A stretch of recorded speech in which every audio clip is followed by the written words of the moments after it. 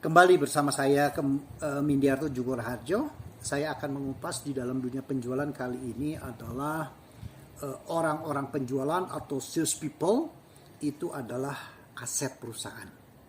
Jadi jangan dianggap bahwa orang sales itu hanya sekedar alat untuk keliling-keliling dan jualan. Disamakan seperti mobil, disamakan seperti komputer, atau disamakan seperti produk-produk yang lainnya.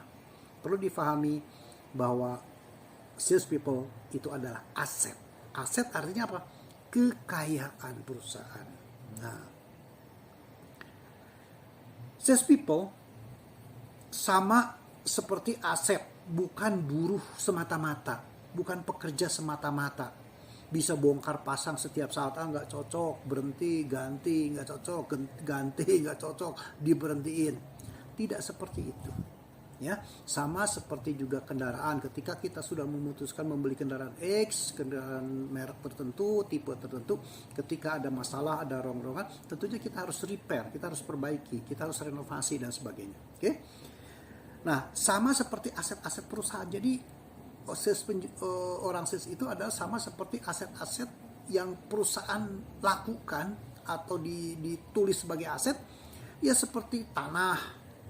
Maka yang disebut aset itu, tanah semakin hari semakin meninggi nilainya, emas akan semakin mahal, teknologi semakin canggih, merek atau kita memiliki sebuah brand itu akan semakin memiliki value atau nilai. Demikian juga dengan sales people.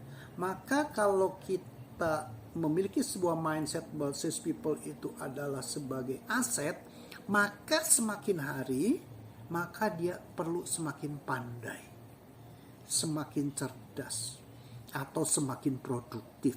Barulah sales people itu dianggap sebagai aset. Namun untuk menjadi aset tidak berdiri sendiri, perlu kita rawat, ya, perlu kita perhatikan. Nah, perlu kita pelihara. Bagaimana cara meliharanya agar dia menjadi aset? Ya tentunya perlu dilatih agar memiliki nilai semakin tinggi dan semakin produktif. Nah, konkretnya di dalam perusahaan perlu dilatih itu bukan hanya sekedar terucap oleh pimpinan, tetapi juga dalam bentuk konkretnya adalah ada anggaran. Ya, ada biaya yang sudah dicadangkan untuk biaya pelatihan. Sama seperti kita mencadangkan biaya untuk listrik, mencadangkan biaya untuk bensin, mencadangkan biaya untuk reparasi, servis, termasuk biaya renovasi gedung. Maka sales people agar bisa menjadi aset, maka perlu dianggarkan biaya pelatihannya. Salam penjualan.